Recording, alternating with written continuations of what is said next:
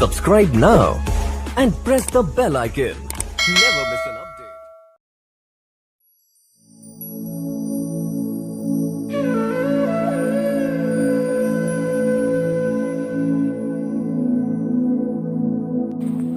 तो जी, जय श्री कृष्णा, जय श्री राधे। आज का विषय है तुलसी बाबा जी के द्वारा सीतामणि का दर्शन।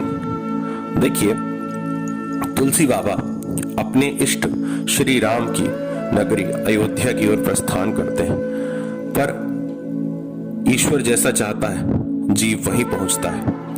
हम किसी भी निश्चय पर पहुंचे और उसी निश्चय को परमात्मा ने निश्चित कर लिया है तो हमारा निश्चय असफल हो जाता है। हम सब परमात्मा की कठपुतलियां हैं। तुलसी बाबा जाना था अयोध्या, निकल गए काशीपुरी की ओर। थोड़ी दूर चले, मार्ग में रास्ते में लोगों से पूछा, पता चला कि ये तो काशी का मार्ग है। विचार किया, चलो अयोध्या जाना था, काशीपुरी के मार्ग पे आ गए।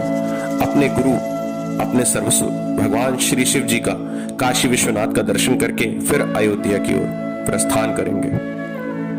ऐसा मन में विचार करके वे जा रहे थे कि वारीपुर और दिगपुर, ये दो गांव के बीच में एक सीतामणि नाम की छोटा सा स्थान पड़ा।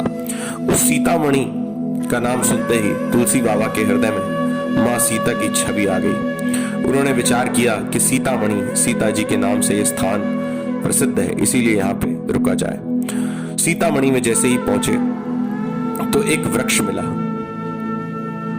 वह सीता जी के नाम पे उसकी ख्याति थी, सीता वट वृक्ष।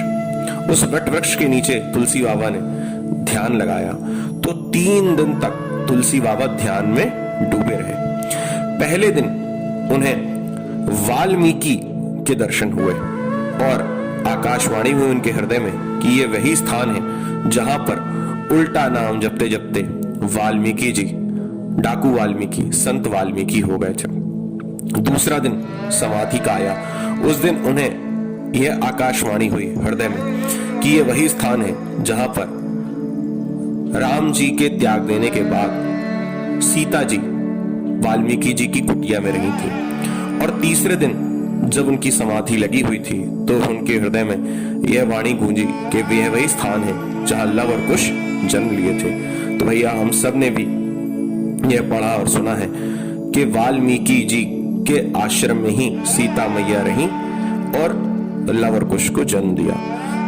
3 दिन देह की सुधि भूल करके तुलसी बाबा समाधिस्थ थे और 3 दिन में उन्हें ये 3 आकाशवाणी सुनाई दी, ये 3 संकेत मिले। 3 दिन के बाद जब वे अपने देह में स्थित हुए, उन्होंने समाधि के छोड़ा, तब उन्हें उस स्थान की महत्वता, उस स्थान का महत्व जान करके बड़ी प्रसन्नता हुई, आंखों में नीर भर आया और वहां पर उन्होंने बड़े ही सुंदर कुछ दोहे गाए हैं। इसके बाद इस सीतामणि से तुलसी बाबा आगे बढ़े हैं और चुनारगढ़ पहुंच गए। चुनारगढ़ जब पहुंचे हैं तो वहां पर एक छोटे से मंदिर में वह विश्राम कर रहे थे। तुलसी बाबा आए हैं, इतने संत हैं, ये जानकर के चुनारगढ़ के ग्रामीण वासी तुलसी बाबा के पास आए।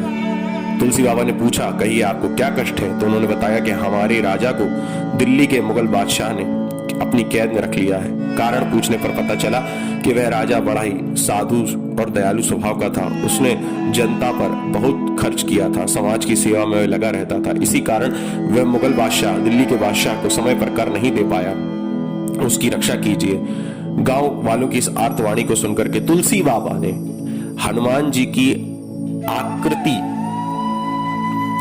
बनाई एक भोजपत्र पे और एक मंत्र लिखा और वहां पर रहने वाले ग्रामीण वासियों से कहा कि जो भी तुम्हारे राजा का मंत्री है उसको ये भोजपत्र दे दो और इसे जैसे ही मुगल बादशाह, दिल्ली का बादशाह देखेगा तो तुम्हारे राजा को छोड़ देगा।